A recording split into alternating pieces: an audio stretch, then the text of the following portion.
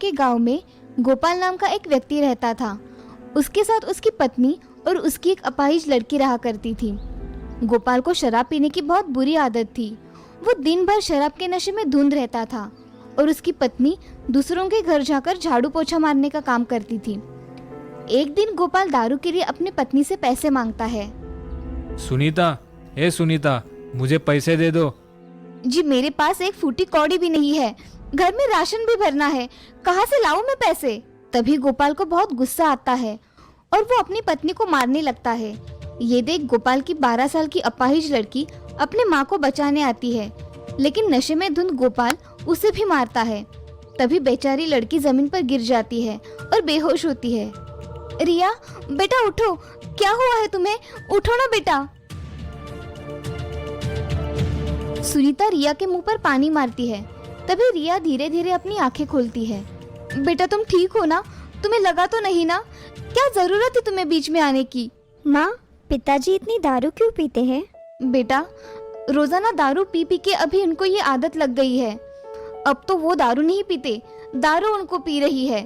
तुम उठो बेटा, मुझे काम पर जाने के लिए देर हो रहा है। बेचारी सुनीता अपने काम पर निकल जाती है। कुछ दिन ऐसे ही बीत जाते हैं। एक दिन सुनीता बीमार पड़ती है। दिन भर काम करके शाम को पति का मार खा खा कर सुनीता की हालत एकदम से खराब हो गई थी। उसी बीच में वो चल बसती है। गोपाल अपने पत्नी का अंतिम संस्कार करता है। एक दिन गोपाल घर में बैठे बैठे सोच रहा था, सुनीता तो चली गई, अब मुझे दारू पीने को पैसे कहाँ से आएंगे? कुछ देर सोचने के बाद वो अपने अपाहिज लड़की को रास्ते पर भीख मांगने के लिए भेज देता है। बेचारी रिया दिन भर सड़कों पर भीख मांगती थी। भगवान के नाम से दे दो अंकल, कल से कुछ नहीं खाया है। भगवान आपका भला करेगा, कुछ तो दे दो। रिया रोजाना ऐसे ही भीख मांगती और सारे पैसे अपने पिता को देती। ऐसे ही कुछ साल बीत जाते हैं। अब रिया 20 साल की हो जाती है और अब वो अपनी माँ की तरह दूसरों के घर जाकर झाड़ू पोछा लगाने का काम करती थी। और इधर गोपाल दिन भर दारू के नशे में धुंध रोड पर गिरा पड़ा रहता था। एक दिन रिया काम करके घर आती है, तब वो अपने पिताजी को रोड पर पड़े देखती है। गोपाल के मुंह से खून आ रहा था। तभी रिया, पापा उठो, क्या हुआ है तुम्हें? पापा उठो ना पापा। रिया के इतने उठाने के बाद भी गोपाल नहीं उठता। ये देख कुछ लोग भागते हुए उनके पास आते हैं। अरे बिटिया, क्या हुआ है इन्हें? और ये कौन है? अंकल, ये मेरे पिताजी हैं। मुझे नहीं पता इन्हें क्या हुआ है। आप मेरी मदद करो इन्हें हॉस्पिटल ले जाने में। रिया कुछ लोगों की मदद से अपने पिता को हॉस्पिटल में भर्ती करवा देती है। डॉक्टर गोपाल का चेकअप करते हैं। तभी रिया डॉक्टर से, डॉक्टर साहब, क्या हुआ है मेरे पिताजी को? वे ठीक तो होंगे ना? देखो बेटा, दारू पीकर तुम्हारे पिताजी का लीवर खराब हो चुका है। हमें जल्दी उनका ऑपरेशन करना होगा। जी डॉक्टर, लेकिन इसमें कितना खर्चा होगा? कम से कम 2 लाख खर्चा होगा। ठीक है डॉक्टर साहब, आप ऑपरेशन की तैयारी कर दो, मैं पैसों का बंदोबस्त करती हूँ। बेचारी रिया ये सोचते सोचते बाहर आती है कि इतने सारे पैसे वो कहाँ से लाएगी। ये सोचते सोचते वो अपने मालकिन के पास जाती है और उनको सारी बातें बताती है। इतने सारे पैसे तो मैं तुम्हें नहीं दे सकती, क्या पता कल को तुम भाग गई तो? नहीं बाबा, मैं तुम्हारी इसमें कोई मदद नहीं कर सकती। नहीं मालकिन, मैं तुम्हारी एक एक पाई चुका दूंगी, कृपया करके मुझे पैसे दे दीजिए।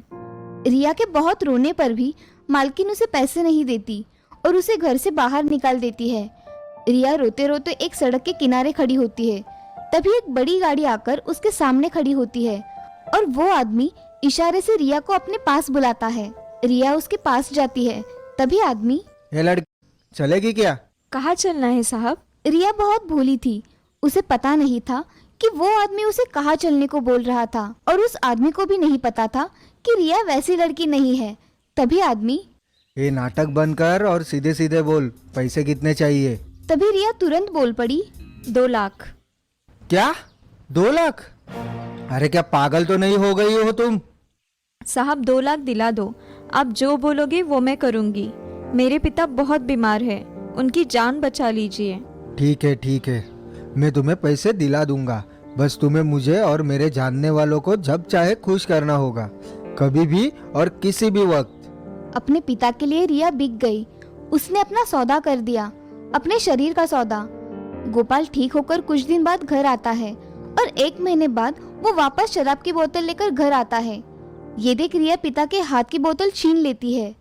अरे मूर्ख, छोड़ बोतल को, मैं तुम्हें मार दूंगा। पापा आप चाहिए तो मेरी जान ले लो, पर मैं तुम्हें शराब नहीं पीने दूंगी। कुछ दिन हॉस्पिटल में क्या रहा, तुम्हें क्या लगा मैं कमजोर हो गया हूँ? रुको, अभी बताता हूँ। गोपाल रिया को धक्का देकर नीचे गिराता है और अपने कमर का पट्टा निकालकर उसे मारने लगता है। तभी वो आदमी आकर वो पट्टा पकड़ लेता है। ओ भाई साहब, आप इसे क्यों मार रहे हो? तुम कौन होते हो मुझे पूछने वाले? अरे बेवड़े, एक मारूंगा ना तो जमीन पर गिर जाएगा। मैंने इस लड़की को पूरे 2 लाख में खरीदा है। तुम जब हॉस्पिटल में पड़े थे तब मैंने इसे 2 लाख दिए थे, समझे? आज मुझे इसकी जरूरत है। चलो रिया। आदमी की बात सुनकर गोपाल का मुंह उतर जाता है। वो अपने अपाहिज लड़की की आंख से आंख नहीं मिला पाता। तभी वो आदमी रिया को घसीटते लेके जाने लगता है। तभी गोपाल उसे पट्टे से मार मार कर घर से भगा देता है। बेटा, मुझे माफ कर दो। मेरे लिए तुमने अपना खुद का सौदा कर दिया बेटा। तुमने ये गलत किया, सब मेरी वजह से हुआ है। मुझे माफ कर दो बेटा। गोपाल अपनी बेटी के सामने हाथ जोड़कर रोने लगता है। तभी रिया, पापा आप रो मत, सब ठीक हो। अगर आपको हमारी वीडियो पसंद आई तो लाइक सब्सक्राइब जरूर करें।